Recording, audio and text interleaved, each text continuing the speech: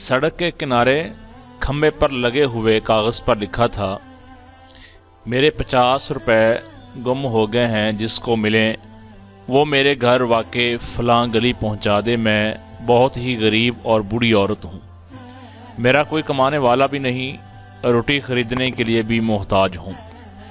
एक आदमी ने ये तहरीर पढ़ी तो वो कागज़ पर लिखे हुए एड्रेस पर पहुंच गया।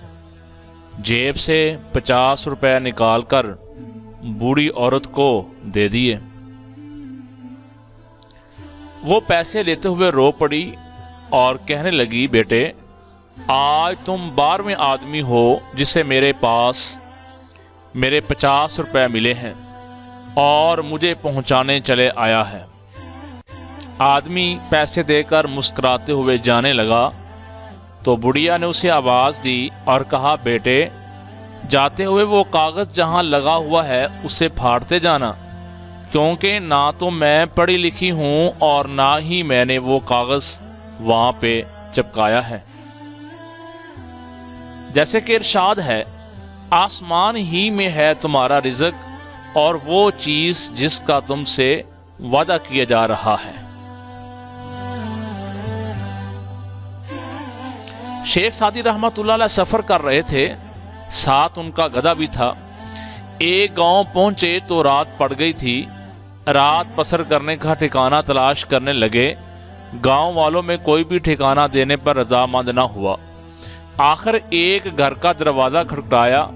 घर वालों ने कहा, मेरी बीवी दर्द ज़िह में तड़प रही है, बच्चा नहीं होता, अगर दुआ करे तो जगह दे दूंगा। शेख सादी रहमतुल्लाह अलैह मान गए। उन्हें कमरा मिल गया।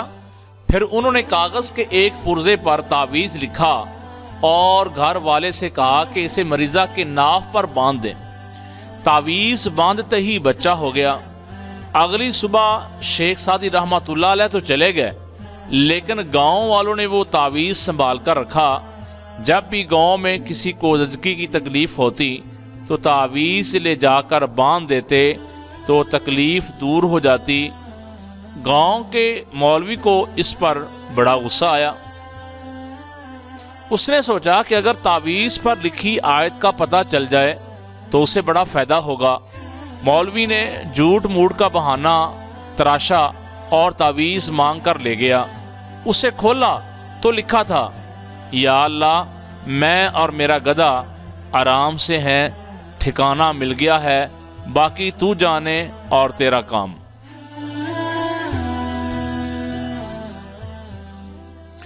हज़रत सुलेमान अलैहिस्सलाम नहर के किनारे बैठे हुए थे कि उनकी निगाह एक चींटी पर पड़ी जो गंदम का दाना लिए नहर की तरफ जा रही थी।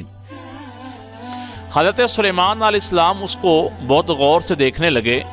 जब चींटी पानी के करीब पहुंची तो अचानक एक मेंढक ने अपना सर पानी से निकाला और अपना मुंह खोला तो चींटी अपने दाने के साथ उसके मुंह में चली गई।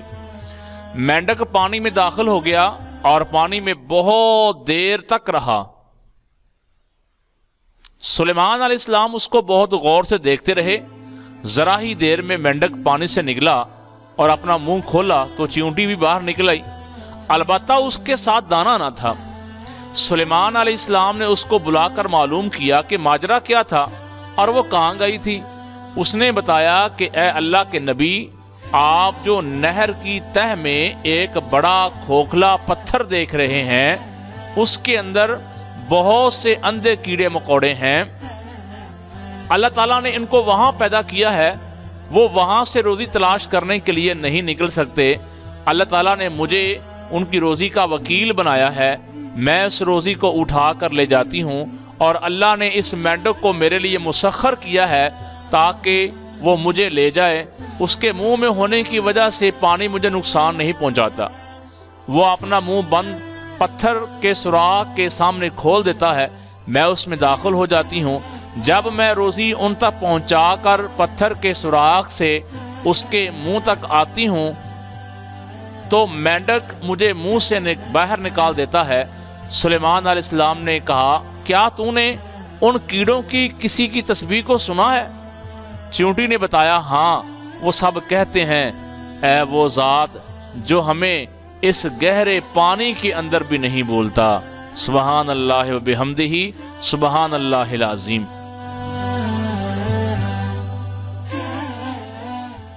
کل ایک لڑکی کا میسج آیا کہ کوئی اچھی سی جاب بتا سکتے ہیں۔ جب میں نے وجہ پوچھی تو حیرانی کے ساتھ خاموش سا ہو گیا۔ ہوا یوں کہ کچھ دن پہلے ایک فیملی لڑکی کو دیکھنے آئی۔ لڑکی ماشاءاللہ پیاری ہے اور ماسٹر کیا ہوا ہے۔ چائے دینے کے بعد لڑکی روم میں چلی گئی۔ کچھ تعریفوں کے بعد بات پکی ہونے لگی تو سوال جہیز کا آ گیا۔ لڑکے کی ماں نے کہا ہمارے خاندان میں یہ رواج ہے کہ 15 تولے سونا، 10 مرلے کا پلاٹ اور فلاں فلاں سامان فرنیچر ہوتا ہے، اور ساتھ بیٹھا بیٹا چائے کے سپ لیتا رہا۔ کچھ دیر پہلے جہاں لڑکی کی بات اور ہنسی مذاق ہو رہا تھا وہاں اب سناٹا چھا گیا۔ آخر کار جواب نہ ہو گیا۔ لڑکی ڈر کے مارے کمرے سے نہ نکل رہی تھی۔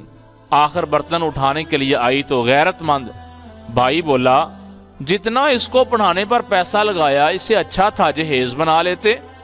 پھر غصے سے بہن کی طرف مخاطب ہوا کہ اتنا باپ نے پڑھایا ہے، کوئی اچھی جاب کر لو اور جہیز بنا لو۔ وہاں بیٹھا باپ خاموش تھا اور ماں آنسو بہا رہی تھی۔ میں اکثر جو لکھتا ہوں کہانی نہیں حقیقت لکھتا ہوں، باقی اگر جہیز کی پوسٹ کر دو تو ہر مرد یہاں جہیز لعنت ہے کہنے لگتے ہیں اور حقیقت میں خاموش بیٹھے چائے پیتے ہیں۔ اللہ ہم سب کو ہدایت دے، آمین۔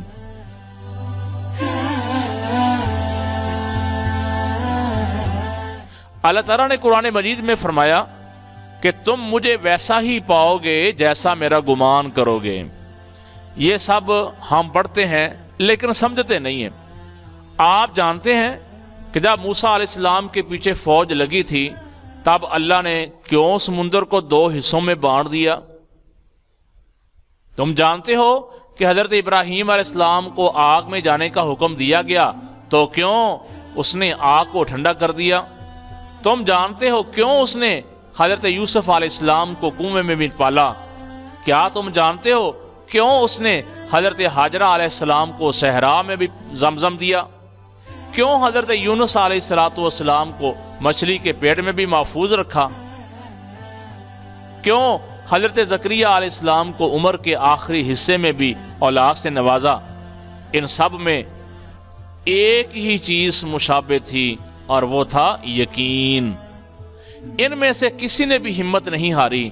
انہوں نے اللہ پر یقین رکھا کہ اللہ راستے نکالے گا اور اللہ نے راستہ نکالا بھی۔ وہ سب اس پر یقین رکھ کر آگے بڑھتے رہے اور دیکھو رب نے بھی ان کو مایوس نہیں کیا۔ توکل تو یہ ہے کہ راستہ نہ ہو اور تم کہو کہ اللہ راستے بنانے والا ہے، اور جب تم اس کا اچھا گمان رکھو گے تو یقیناً سب اچھا ہی پاؤ گے، اور پھر دیکھنا وہاں سے راہیں نکلیں گی جہاں تمہارا وہم و گمان بھی نہیں جا سکتا۔ محترم ناظرین، اگر آپ کو ہماری کاوش اچھی لگے تو ویڈیو کو لائک کریں اور اپنے دوست احباب تک شیئر کریں۔ شکریہ۔ السلام علیکم ورحمۃ اللہ وبرکاتہ۔